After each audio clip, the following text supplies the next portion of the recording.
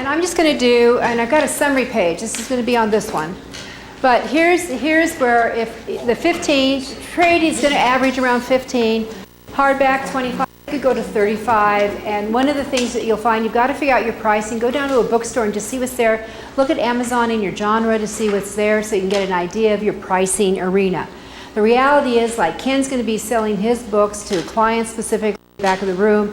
He can create his own price. When I came out with the Zapping Conflict book, I had it priced, I think, at $29. I realized I was under the market. When we went back to print, I immediately raised it to $35. Okay, so you have to figure that out. But here's the numbers as you go through these. The number of books sold, the average book does not sell. Come on, the average book does not sell 5,000 in New York. It's under 1,000 now. But let's just say you have and you do 5,000. So if you do traditional, you're going to make from anywhere from 79%. This is a net price on a $15 book. That means you're going to make 47 to 61 cents for books.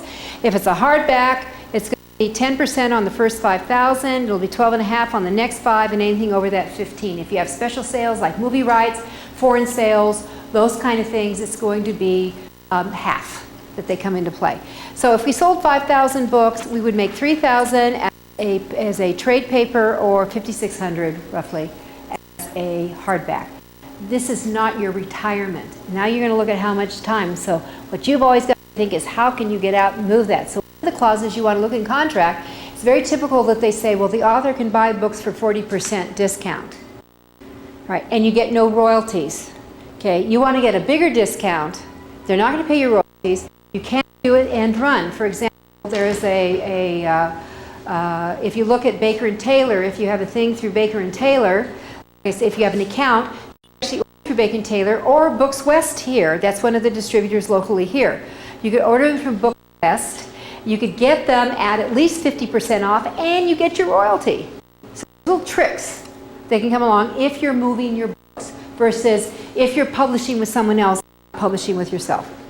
All right. Next up is that if you go through, let's say, no, I'm going to publish myself, but I really do want it to go through stores. That means you need a wholesaler or a distributor to make that happen. So if we go through here, here's the $15.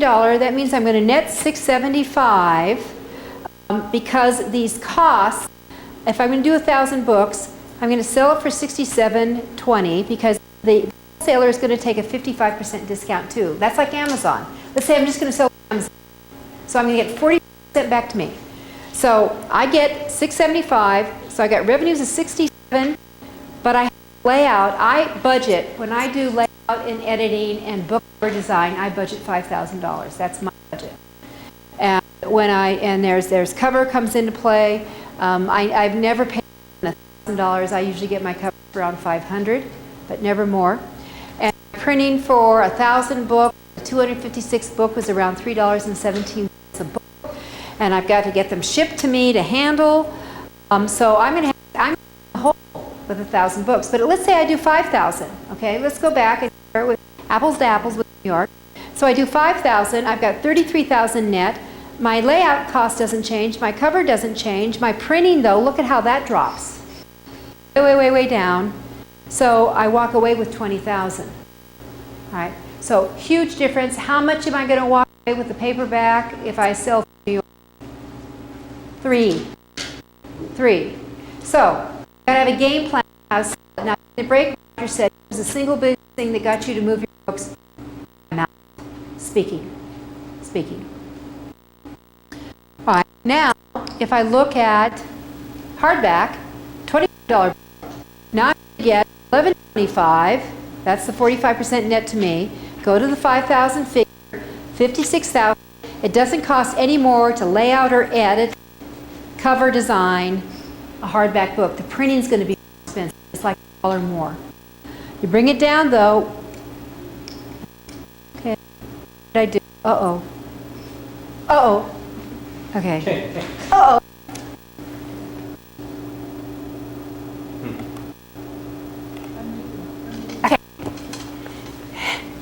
So if I go into bring it down here though, my expenses is going to be more because They're heavier, yeah.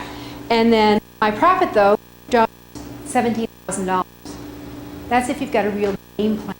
I'm not going to recommend that you order 5,000 books. That's a lot of books to have. But I certainly, 1,000 is kind of the break-even if you go off printing when you start looking at your number crunching. All right?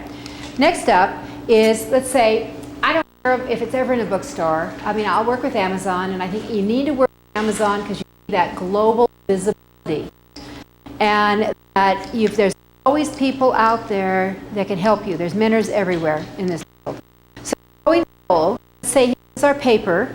So let's go to our $5,000 mark. See here, 75. So we sold 5,000 at 15. That's 75. My costs are still constant at 13.7, but my profit now is 61,000. 61. And if I do it with a hardback or a $25 book, and I don't do hardback books anymore, I do flaps on my books and I price them hardback price. Because people, why do you think people would like a flap for book? Anybody? They bookmark the page and it's lighter, but it looks quality. See, there's a higher quality there. You said flat? Does that mean matte or what? No, it is like this. Flavors? Yeah, I sold this book, but this is flat. That's a flat book. All right, so then you have 10,000. All right, so I sold 25,000. I sold 25, so I got 125. My costs are higher because my shipping costs are higher, and my back printing costs are higher. But now I'm making 100,000. Now, how much am I going to make if I sell it to New York? What's the number? 5,000.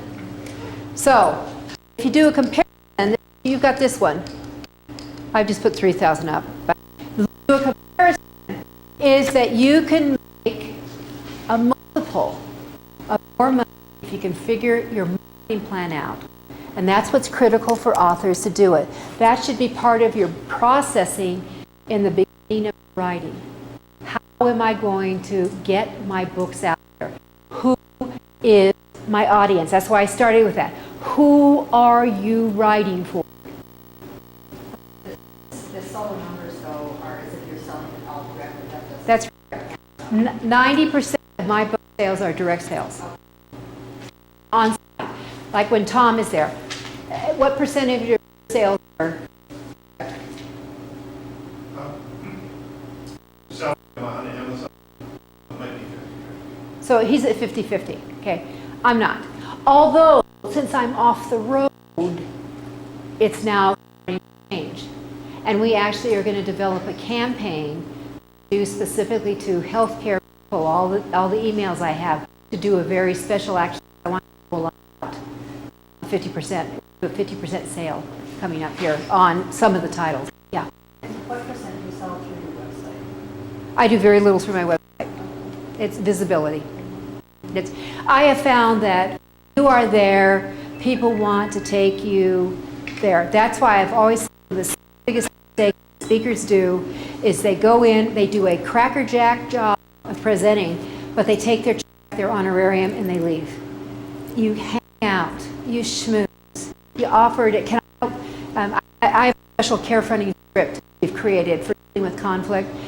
Can I help you script it? Come back to me. Got a real problem. I'll spend 5 minutes with you specifically scripting a deal with this bully in your midst. Okay. Now, let me just say this: we ended up putting it on a bookmark with a purple tassel, and I don't give bookmarks away. I sell them for $5. It's a tool. So Ken, create a tool to go. You're doing nonfiction tool that you've got. Then it has a setup tip. I put a ribbon around 10 of them and sell them for $40, $4 each. We have hospitals buy the hundreds. So just think a little bit differently with that process. All right, so you need to understand also what's your break even. And this is the business side of offering. You need to understand how many bloody books do I have to sell to say I'm into profit mode. All right? And you've got it looks something like this. So what's your title? How many copies are we going to print? Is it going to be Is it going to be 100? Is it going to be 1,000? Is it going to be 2,000? What's my cost? What's the cost of the cover? What's the cost of editing? What's layout? What did that printing cost? What's it going to ship that? We've got a great, if some people say, here, one of the biggest problems is, well, myself, I've got all these books in my garage. You know, I've got a contact that will keep a pallet of books, roughly that's 1,000 books for $12 a month. And they will ship them for you, one at a time. And they charge $2 a book for shipping for the first book, and $3 for 2 books, 200 books, plus shipping. That's a hell of a deal. So you don't have to keep them in your garage. And your shipping, they'll charge the shipping to you, but you can put on here, my shipping costs are $6. That $2 plus the $4 could cover your media mail. And you're break even. All you're doing is storing books for $12 a month. Okay? That's the business. Business for that. What about cost of consultants? What if what if you're working with someone like me? I'm not free. So what's that cost? What if you've gone to workshops to learn like you're going to do a book, so you paid to be here? What's it cost? That's part of your cost of your production on there. I would put your miscellaneous. So you bring that all together. You need to know what that grand total is. How many did I print? I divide that into, and I figure out how many books I have to sell to break even. Got it? What your cost of your book is. Then you bring your cost of your book in. That's the last formula. Bring your cost of your book in, total cost per book, and then you know what? I've really found that a lot of times by the time people get to printing, if they can sell 400 or 500 books, and what we do and what we pre-sale strategy, 400 to 500 books, you are now into profit mode. And wouldn't it be cool to be able to pre-sell? This is what Lucy's doing with her ovarian cancer book. We are now at the printer. We went to print on Wednesday. She's going to have her books all back in a month. She has a speaking gig set up to an ovarian cancer national meeting in the first week of September. I know that Lucy will sell to cover her entire cost of her printing. Now, wouldn't that give you a little relief? Because it's a big number. Okay? So, what you want to know and move into that. All right, now, platform. And that you'll fail, and there are 3 components. What's your vision for your book, Tony? What's your vision that you've got? That's it's vision felt that you come along. Ken, what's your vision? Linda, what's your vision? How big do you see? When I did woman to woman, I knew it was big. I knew. From when I started talking to the other women, it was this taboo talking. I knew it was big. Do you have the passion to bring it forward? Do you care for it? Do you love it? Do you sleep with it? You've got the passion. And lastly, who are the people who are going to make it, all happen? It's not all the people you know. And I would say that what should be in here actually is commitment. What's your commitment? And people should be on the outside. Okay. So go vision, passion, commitment. Commitment is time, your energy, and your money. What are you willing to invest? You start a new business, you're investing. When you have vision, when you couple it with passion, when you are committed, the people will come. Trust me, they will come. They will hear about you, they will find you. The internet is where you will display that passion, your commitment. All right, so if you don't have it, it's not going to work. So I'm going to take you to my platform now.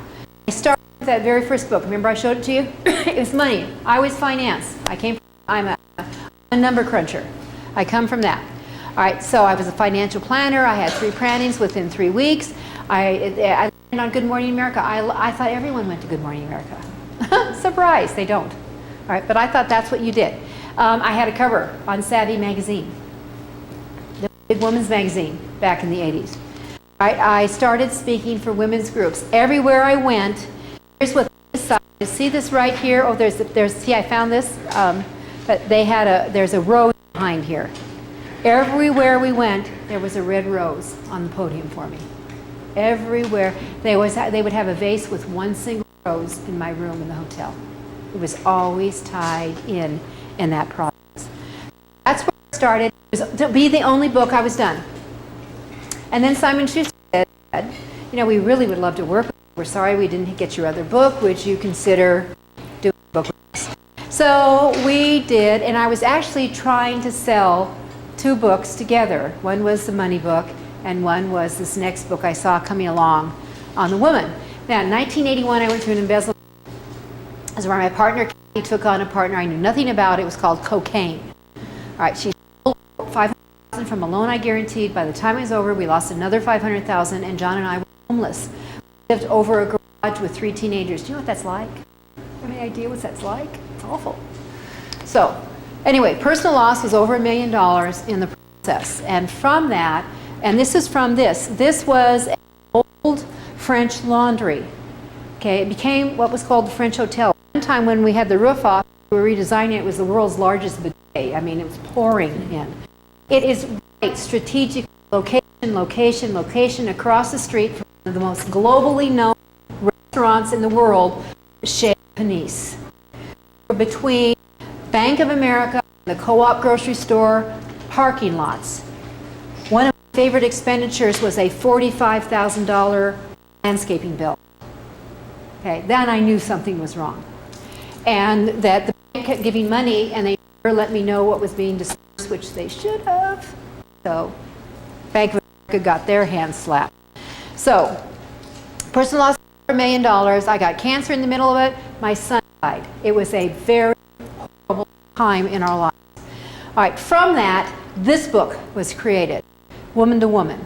And it was based on my dissertation because all the investors came to me, my group of investors came to me and said, you're the only person we trust who's left standing. Would you try to save our money? Okay. I did not know how to measure how much time this thing was going to take for me. And I did because ethically I had to do it. So I stepped in. I went back to school to figure out how to run a hotel. I mentioned bankruptcy. I brought it. Paid every creditor 100 cents on the dollar. Not bad, huh, Roger? The bankruptcy court said, you did really good. But to me, it was a horrible failure. I'm not stupid. How did I do? And that became the genesis for this book. And my dissertation, when I went back to school to learn how to run the hotel, when I stepped in as general manager, was ethics. Do women undermine other women? Okay, that's where I took it. So I had to take a dissertation and then popularize it. So it could be commercial, and Women to Woman, and this was the one that was rejected because it was, and what I didn't realize, I didn't know who I was selling to in publishing, which was 90% female. These women were all shafting each other in the office. You see, I was holding a mirror up. So it didn't resonate. All right, so it was a dissertation, do ethics undermine, and then it created this, and then it created this. All right, now we're involved with what we call the crook publisher. My agency was William Morris at the time. They got me into the contract, and I would email my agent, get me out of it, get me out of it. If you decide to sue, we'll certainly testify on your behalf. Get me out of it. So the only way I could get out of it is I just started writing other areas and in other areas. And I was speaking aggressively on that. And these books, because of the embezzlement, then this happened, which created a $150,000 contract for a book speaking and spokesperson with Bristol Myers. And gender traps happened, and then out of gender traps came stop stabbing yourself in the back. And it was from that one thing from the survey. And what that ended up creating was a now several directors of nursing heard me speak in healthcare at a hospital because see what hospitals would hire me to come in and speak on confidence and women sabotaging women. I was the sandwich. Okay? And I was the lure to their women's night, their girls' night, their community event. Several directors of nursing came and heard me speak. They said, you need to do a study on women and healthcare. I didn't want to do it. I was sick of doing studies.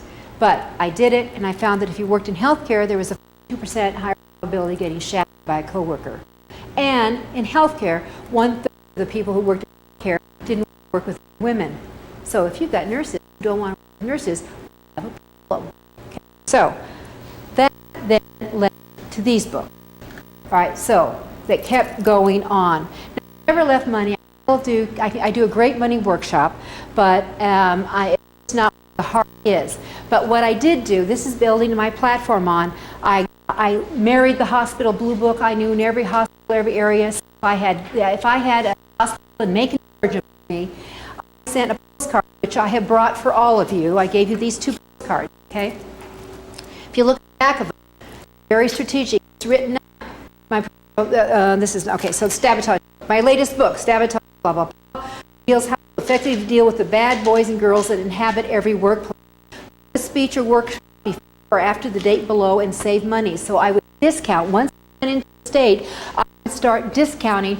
We could try to own the whole week there. Because for me to go out speaking, it's 1 day of travel, 1 day there, 1 day coming back. If I go out on a Sunday, go Monday, Tuesday, Wednesday, Thursday, and I could be in Atlanta, if I could be in Macon, if I could be in other parts, or I could dip down over to Alabama, or it's at on the panhandle of Florida, I could the whole week, and I could discount it, and I would do it in 5 days versus 15. Okay. So this was what we created for that. And you see how I'm putting, I am the nationally recognized expert in this. And I just write in the date, I would say what the date is, and I would just say, let's talk. We would have people hold these for months on their desk, even if they weren't going to book it, and end up booking me later on. So it is a mistake to try to market only with the internet. You're making a horrendous mistake. Because, truth be told, a lot of emails never go through, and you're never going to know it. Right? And I would follow up. I would do different things. Yes? Say it again? Always did. I never bought anybody's list. So the Hospital Blue Book, I used it was my Bible. I spent $300 every few years for it. And it's I state because that's where my business all evolved. I ended up just staying in healthcare. And then we created bookmarks. We spoke at specific nursing groups, and we would try to do that. I would speak for free at a national nursing conference because I knew that I would book multiple engagements off. I mean, they always paid me, but I would do it for free if I was positioned just right to do that, because I know that we would sell mega thousands of books. Because part of my contract was always you gave me a book table or a booth exhibit, always, no exception. And you didn't tell them? No. You didn't tell me? No, if they would come to me and say we have a limited budget, and I said, well, let's see what we work with. Yeah. Now, here's my rule for speaking free. I will speak, we would do so many a year, speaking for free, but we would come in and look at, is it someone that, who could hire me? And the fact is, my market was there. The second thing was, did I feel passionate about it? And yeah, I did feel passionate about healthcare and nursing. I brought along for all of you areas, this is a handout, okay? Where can you speak and sell your books? And I gave you 80 ways. I thought that would be a good start.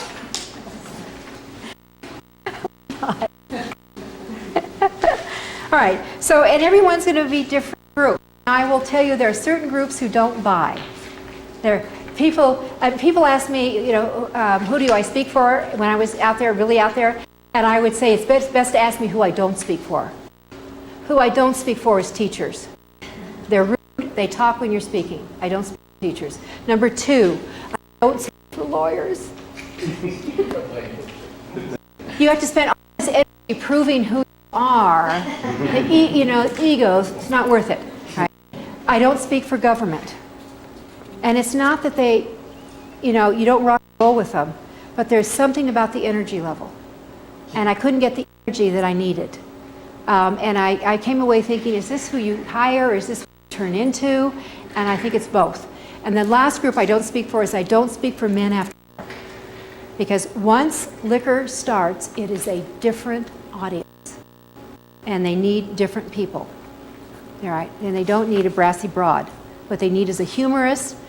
So if they want to throw food, it works out. All right, so find out where it is. Some of these places are not going to pay you. Rotary Club doesn't pay, Toastmasters doesn't pay, but you can learn skills.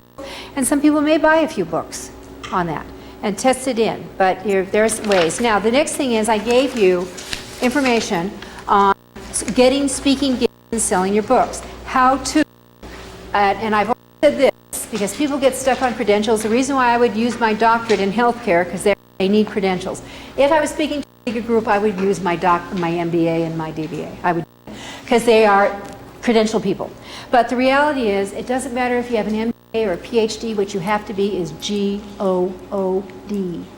Always remember that. Always remember that. You got to be flexible. You got to really kind of think of how can I tie in my book with the buzz that's going on in the association, with the group, with the problem. I've actually gone in and done a survey monkey on the attendance coming in, and I will make special slides. When I was doing internal work for a corporate side of healthcare, and I had their directors and managers and their board, I would have their turnover numbers. I would have the average income of a nurse. I would very specifically get it up there so they could see what this is costing them, of which most are clueless what bad behavior costs them, what their turnover costs them. So I would be very specific on that. And see on number 8 where I have rule of 8? Expect to make at least 8 contact attempts before you get even a return phone call. Even if they saw you and they said, oh my God, you're the best thing I've ever seen in my entire life. 8 times. And I finally would say, Susan, we met at the Nurse Management Congress. You wanted to have me come in and do a presentation. I don't know who's picking up your messages, but either you're not getting them or you're dead. So, would you let me know, or have someone who's picking up your messages, just let me know so we won't call again. And I've also said, you said you wanted to have me. I made all these attempts. If I don't hear back, I'm going to go put you in my kill file. And I had people, don't put me in your kill file. But people hide behind stuff, so be aware. At booking, as soon as you book a gig, immediately offer to write article if it's association or corporate or business or those. Write an article. Have some articles you can give to them to fill in, to feed. You're coming, it's an event, we're going in that arena. So you build some excitement in that. But you always want to know if they have a newsletter, an e-zine, as part of your fee, they'll do a full page on you. They mention your books and stuff like that. You want to negotiate as part a book table, specific book table that you can sell, and you can handle those things. And you may have to ask someone to help you in the audience if it's a big audience. John goes with me at big gigs. He would handle that because I couldn't handle it all. I think it's the important thing for you to be the star and schmooze and have someone else do. We used to have the knuckle busters in the old days on that. And the group has an auction. In fact, always offer. After I booked a gig, I say, do you have a foundation? Or is there a special scholarship group? I'd like to donate back 10% of my books. That way, they announce your books are available. Make sure that you get Judith's book because she's donating back. And that week, the week I'm back, the check is written. When everything's cleared, that check is written and it's back to them. Okay? So do those things. At your gig, there's just things to do, your visuals, etc. Remember, books are impulse bags. You can have this is for you to take home, but you can have, fancy dancy flyers, order this, this, and this. Most people take them, and what do they do with them? Trash. You file 19 and trash them. So have them available. They're impulse buys. I love to say we sell out everything. We don't, but we always have pretty much enough. Okay? So. Speaking, huge postcards I use. I made bookmark tools. I did specific to contact mailings just within my groups where we build up our database. I went after all the state and national nursing associations and hospital associations. That's all I needed to do. And then we had hospitals. We created buttons, my characters, my critters. I went, how I launched Sabotage. I wasn't even speaking, but the Magnet Nursing Conference asked me to come, why don't you launch your book here? So I went there, and this little character, see the snake? There's a snake here with big lips. And then we had a pit bull with lipstick. I owned the pit bull with lipsticks before Kayla never came along. So I had big buttons, 2x3 buttons done, and I had 600 of them with me at a conference. And I handed them out just selectively to people coming into the first keynote address and said, I'm doing a book signing later on today. We have the book, if you'd like to have, and everyone want this, my buttons became the buzz of the conference. Everybody wanted them. We sold 560 books. Sold out, all those books there. And they sent me home, I mean, we got a really nice check. And they took 40% of everything. I did mention the stick around fact. You've got to hang around. You've got to hang around. And we had T-shirts. I'm a nurse of confidence. You know, we did all those kind of things, and we sold them. So you always ask, and also your marketing, you always ask, who do you know? Who is your counterpart in the hospital? You know, and we also made a deal that we never spoke at a hospital that was less than 100 miles away from where we were, because you have to, as a speaker, you must be sensitive to having bleeding, literally bleeding the audience away from someone else. So if you're doing a public event, like if I was doing a public event that anybody could sign up for, I would absolutely not do anything within 3 months. 3 months of that date. That was an unwritten rule in our office. Okay? All right, we created a yes? Yeah, about speaking, how do you establish, let's say, a range of your fees depending on who they were? Because you're first speaking to the women and medical, but if you just went to various other associations, did I have, number one, did I have a speaking fee? Absolutely did. I had a $5,000 speaking fee. Did I come off of it? Yes, I did. You know, did I feel passionate about the group and this is what we have? Okay, so what can you, I would say, what if you want to make a contribution to your organization, because if you're coming to your fee, you are making a contribution. Be very clear about that. If you want me to make a contribution, what will I get in return? And we just start penciling it out. So I never had a fee was at that time. I just actually this nurse group that really wanted me, I said I would do it for $8,500. So, all right. So we created a 5-pack and got these all together and started selling this. They saved about $20, and we sold. And I would stack these. I would have these at a time, and we would have them put together in the package so people could just pick them up. Could add a name to them. So that's how we did that. So packages, flyers, those flyers we have.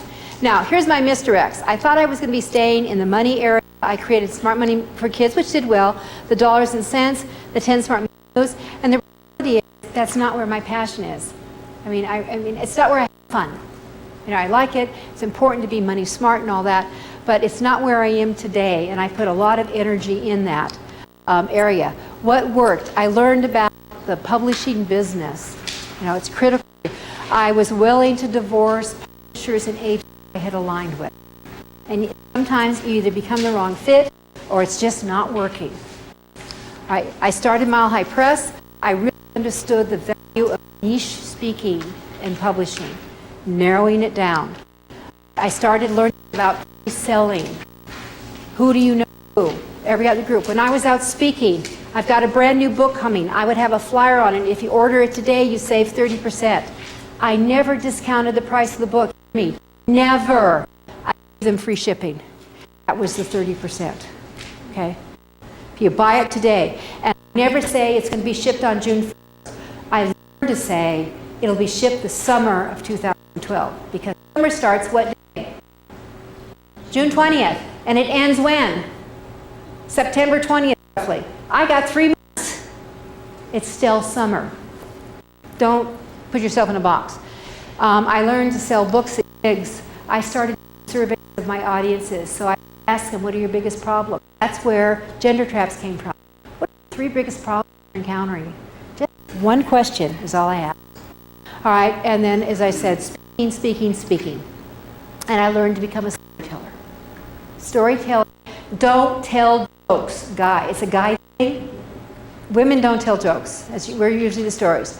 But learn how to effectively become a storyteller. And you have to learn to self-promote. This is not the time to be shy guy. You've got to self-promote. You've got to really believe in you and your book with that. Right? And you can also tie into being corporate spokespeople. So that what didn't work, I thought when women came along, I would become a corporate speaker because everyone would want to do this because this is a big corporate problem. They were scared to death of me. They were scared to death of me. It was healthcare that got it. Speaking girls never worked for me. I mean, once in a while I get a gig, but minor. And the reality is when you're first starting out, you do anything to work with the speaking, they care less about you. Once you really make it good, they all want you. You could care less about them because you're doing it yourself. Right? So don't speak out of your expertise. So someone says, hey, can you do us a program on time management? He probably knows a little bit about time management, but he's going to say no because expertise is real estate. Stay with what you know. All right. Bookstores didn't work. Bookstore signings, the average bookstore signing was 6 books, by the way. And then the referral thing, we're consulting at that time. I thought we would be doing a lot of consulting on this. We put a lot of energy into do it. That didn't work. Hands-on, going in and doing training. All right, and what didn't work is not saying no, because I wanted to do it all. That didn't work.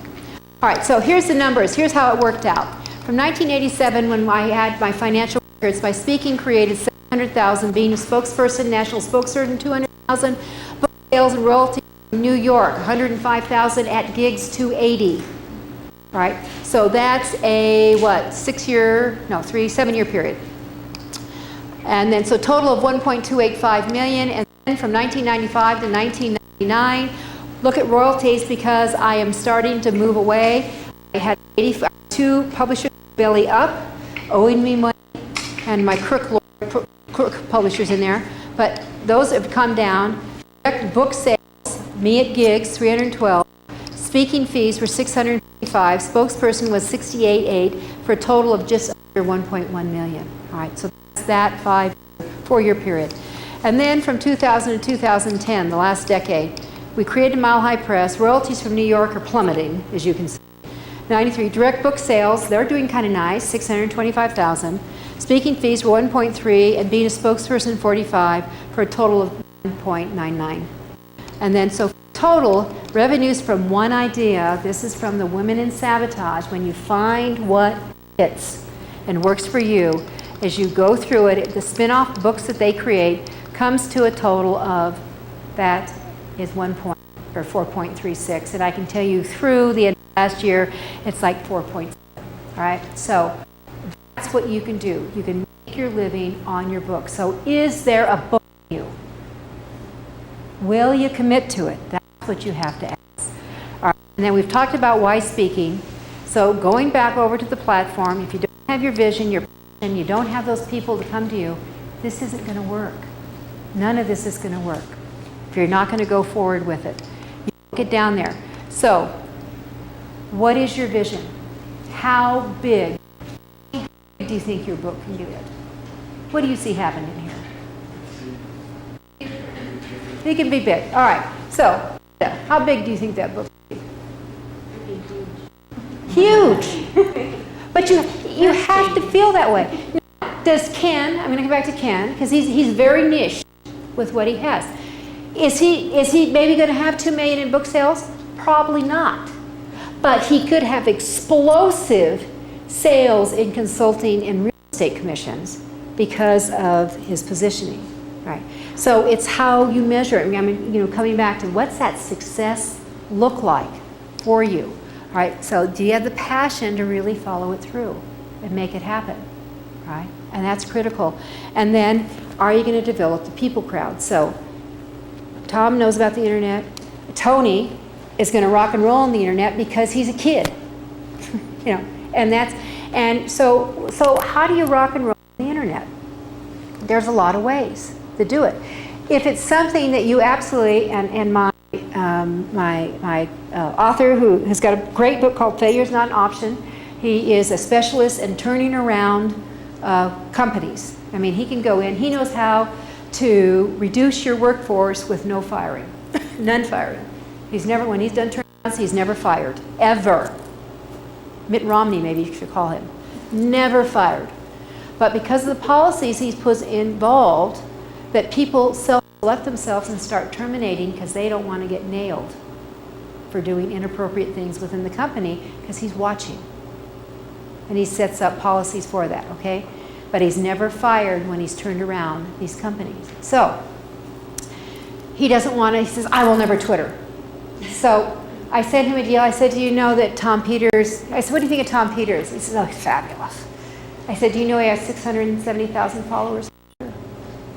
I said, do you know Guy Kawasaki? What do you think of Guy Kawasaki?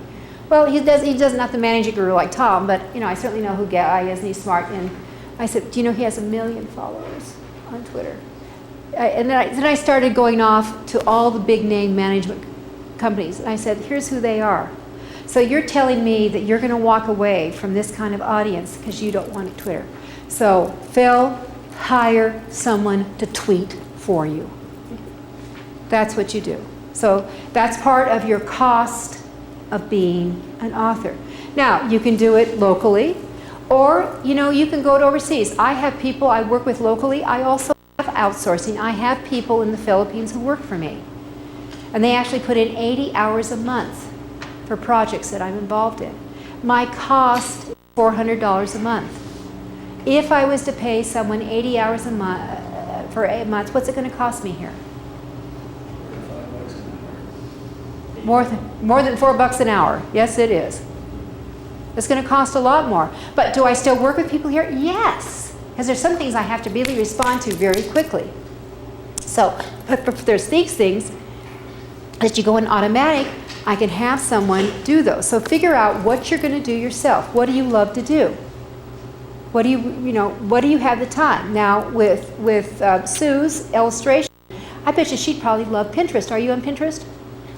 Okay, so the Pinterest is a very visual quilt, a board. And if you have things visual, you want to use Pinterest. You have to use Pinterest. You can sell books, you can put your blog up, you can do all kinds of things. So are you going to be on LinkedIn? Every author here Roger, you should create a LinkedIn group to start build your followers that is very specific in your business niche. Phil, you all need to think about that. Now, I know I created a LinkedIn group, and I actually created it 2 years ago just to hold the name. Sometimes it's like buying your kids' URLs. I just held it.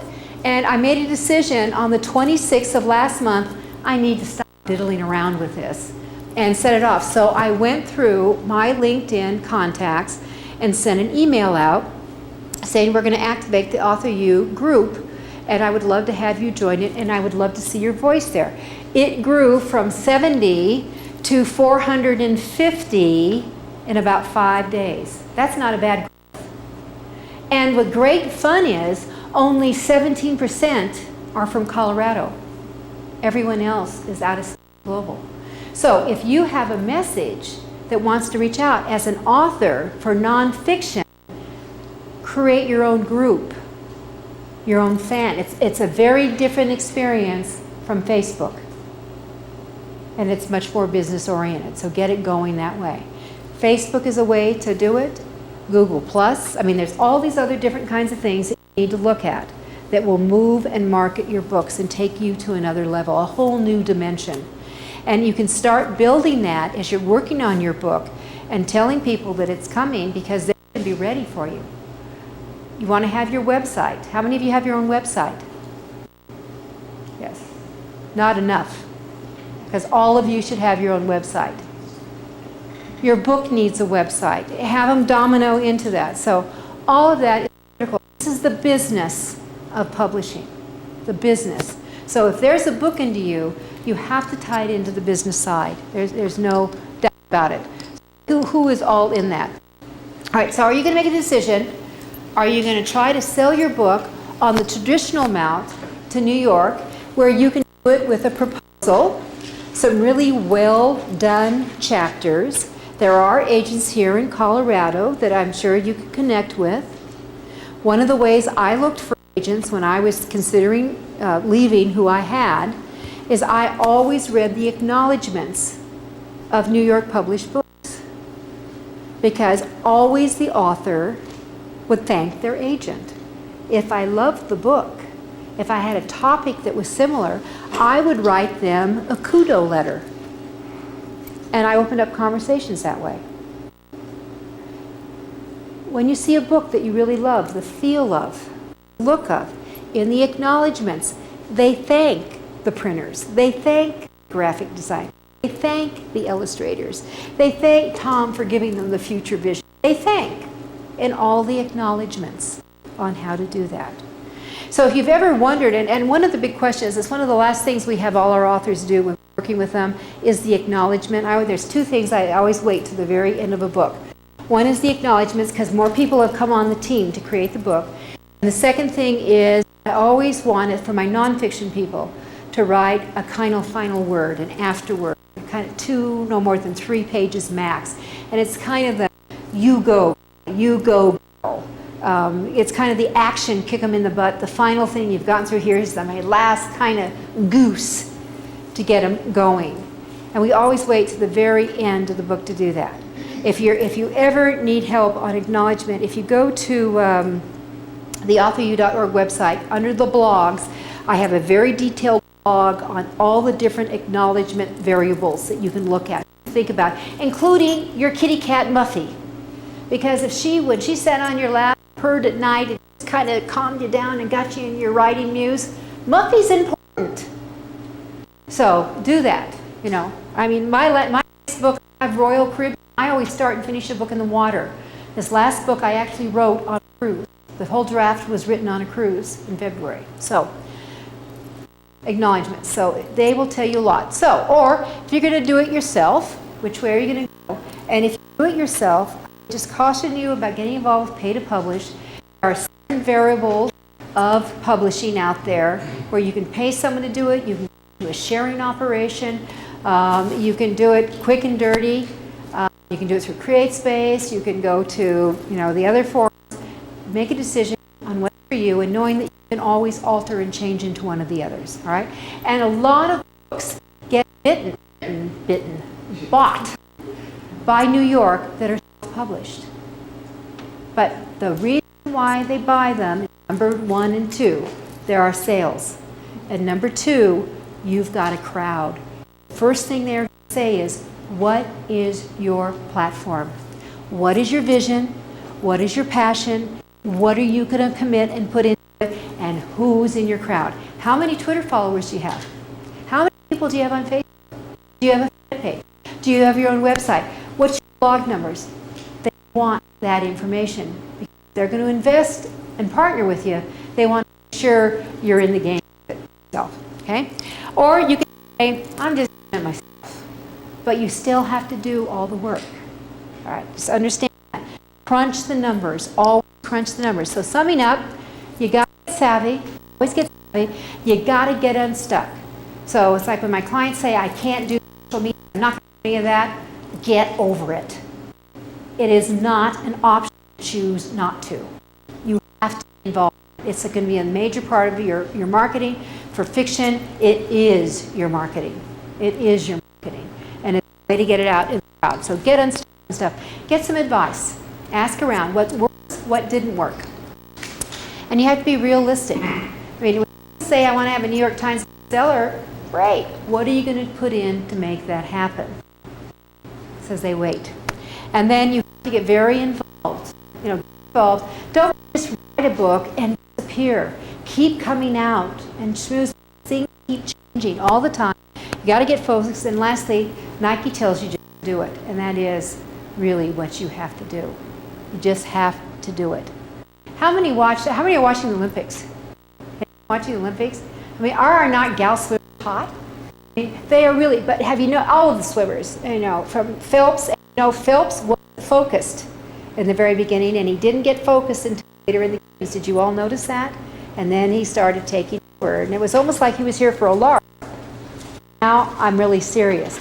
And if you look at Gabby, who took the women all around and on the gold, if you look at our Missy Franklin, who's amazing, there are these gals, or look at, how many of you saw the 1600 meter last night, the swimming? That, what was 80? 15-year-old took the gold, ran away in swimming from the English champion. I mean, she was almost 2 body lengths ahead when she closed. And she came to the gate, bang, and never stopped. Focus, focus, focus. So do it with that. So that's how you get things done. And my keeper here is, whatever you do in this book writing process, don't do well what you have no business doing. So I have aborted books going along a path because I think I really was supposed to be doing this book and doing a step back, reassessment, wrong fit. So be very clear. And when you move into your space of becoming the writer, you have to kind of be myopic. You've got to get yourself into a channel. You've got to put, I literally have an invisible like crime scene tape. Nobody can cross over where I am when I'm working. No one is allowed in my space when I'm working on this. And I think that you have to figure out so you don't have those violations and you get pulled away of how you create spaces. So don't do well what you have no business doing. And I've just got a client, we're finishing up finally with her book. She's heading to the Olympics today to finish up the tail. Is this Saturday? Yes, she's going over today for some tail end stuff. And she's going to be gone for 2 weeks. And so we've stopped on the book again. For that book, if she would be here, we could be layout at the end of this week. So every time you do this, stop, start, stop, you don't go forward, I'm telling you. You may go forward, you're going to come back too. So get in the tunnel here and just start moving along. So why authors soar? They get editing, they avoid the predators out here, they embrace this as a business. They embrace it's a business. They don't rush. They kind of put it together as a plan. Whether it's a whiteboard, a post-it board, a notebook, whatever you do what works for you. Don't tell someone this is my method and you should do it. Do what works for you. And you have to market, and more marketing. Those are what makes the author successful. So a couple things just saying that I encourage you all to have this book. Get involved with organizations. If I can help any of you, geez, for that. My email is judith@brawls.com. You can certainly email me. I know Bob's called me a few times and giving him things on that. And that's it. So any questions? We have 5 minutes. Just to give me that other definition of the word platform again. A platform has 3 components and then one more. It has your vision. What's this vision for the book? All right. And think of also book platform and author platform. Okay. Your book platform, what's your vision for your book? How much energy, much passion do you feel about it? Do you love it? You gotta love, I want you to have a fair. Love it? All right. And then how committed are you to it? Time, energy, money. And how are we going to go reach out and bring the crowd in to find the book? All right. Now you have the author. The author is your big picture. Your author really is the big picture. So what's your vision for yourself? Where do you see it going? How much passion or care you're going to put into it? What's your commitment to it? And how are you going to get the people to hear about you, author Sue, author Tony, author Paul, author Elaine? How are we going to get the people in there to hear about you so they can hear your voice? Hear your voice, because it's your voice that's going to resonate. So when they ask you what your platform is, as you mentioned, then you would have this in kind of a pitch. Yeah. Okay. Right. So the platform, for example, for Author U is designed for authors who want to be seriously successful. If you don't want to be successful, do not come, period. So I have been very clear when we started that group, 6 years old this year, I've been very clear, if you're a hobbyist or you're just diddling, don't come, because you're an energy suck. And what you do, it's not just for me, you pull information, energy from other people and it brings it, we don't want it. We want people who are thinking big, going forward, want to be successful, however someone defines success. Okay? So, You didn't mention I'm into children's books. You Yeah. didn't mention anything about awards or anything like that. For example, one of the ones that I did, Ophelia's Oracle, I did the whole layout on the book and the illustrations in the book, and the authors decided to go for a lot of awards. And they got Yep. 15 They did. awards. I know them both, they're members. They are. They're members of Author U, yeah. Cool. And then the children's book that I've done, we got a Mom's Choice Award. That's a great question. So do you, number one, go for awards, and which award, and the other question is, which awards do you do? And they are expensive. They're very Mom's expensive. Choice Awards is $300 just to apply, and then you have, I mean, there's no chance to get any of that back. So that goes into the cost of your book as well. It's called marketing. That's And a, it does, it opens up. it's the a door. marketing budget. So for children's books, we want our authors. We just have a new book. We just got back in from China, and it's called Christina Gradina, the girl with the 10 amazing dancing toes. It's fabulous. It's adorable. And I think it's going to probably pick up multiple awards. I think it'll be, it's a gold medal book. And so Christina has different things that she's doing. But so I've already talked to the author. These are the ones I want you to go. I want you to enter in USA Book News. I want you to go to the India Excellence. I want you to do this one. I want you to do this. That's our budget. Here, forward for independent publishing, Forward Book Awards is what you do. We have Colorado Center for the Book. And my criteria for book awards is I look at, number one, if they're genre specific for me, for my book, I would look at that. But there are two things that a group must have for me to consider. One, I don't want to have to join a group and be a member of it and then pay another fee. That's out. What I want is a group, this is what your business is. You're in the award business. Two, I want to have a very specific website that is dedicated to you and your award winners, that you and you publish media releases on that. That's my criteria. So that eliminates a lot of them on there. But yeah, book awards can be very effective. Now, I don't like the book award stickers on my book covers, because I mean I spend a lot of money on my stuff, and I don't want to muck it up. And most of those award stickers look pretty crummy. So I would use it in my literature. I would put it on my website. I would always say it was an award-winning book. And what one of our members, Lynn Hellerstein, did, she won like 15 awards for her book, See It, Say It, Do It. So when she went back to print, she put those awards down in here and reprinted it so that you could see book awards and naming them what they are. That's how she did it. Those stickers are big. I mean, They're ugly. They're so big they cover up the Yeah, they're ugly. design. So for an illustrator, you don't want to see that. Okay, yeah, good question. So the Colorado Center for the Book is the one here, and of course other states have their area, but that would be the prestigious one here in Colorado. Well, we got a Mom's Choice, and we got one of the books I did got a Penguin Press. Mhm. We've got Best Books, we got a Novelist Award. Yep. So, a variety of them. Yeah, one of my books won the Chicago Business Book of the Year award, which is kind of cool. Oh, that was a surprise. Woman to Woman did, actually. Yeah. So you mentioned early on in your presentation that you need to strike while the iron is hot, essentially, because there's many other people potentially that are. Yes, they are. Oh, they're all over. Do you consider the competition when you do competitive analysis, or do you just sort of state in your plan and just do it? If I was a speaker like Ken doesn't really care about the other real estate books because it's going to enhance his credibility, it adds to his expertise, and it'll add to his area. So it's not really, he's already out there. If I was doing a book, tell me your topic area again. I don't have a topic area at this point. I'm just interested in the idea of writing a book. I have a lot of different ideas that we have. So Okay. part of what I'm trying to do is narrow my focus and decide where I'm going to dedicate my time. What, if there's a lot of other stuff out there in the area, whatever you do it with a twist, if you can think of it that way.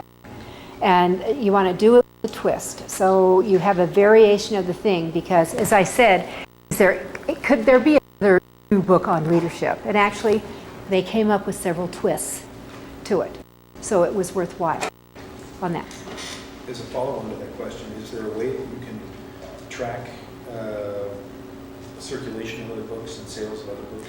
Other metrics? There's something called BookScan, but BookScan only shows what's been sold in a bookstore.